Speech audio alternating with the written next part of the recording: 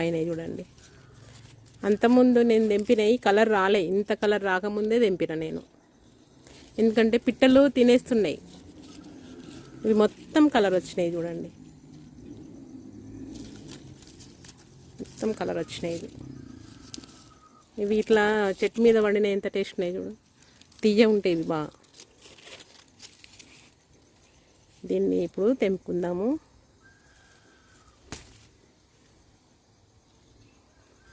ఎంత బాగున్నాయి చూడండి.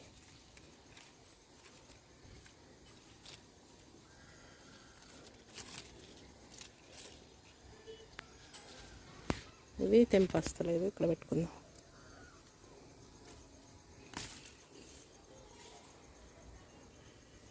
చూడండి ఎంత బాగా వచ్చినాయి కలరు.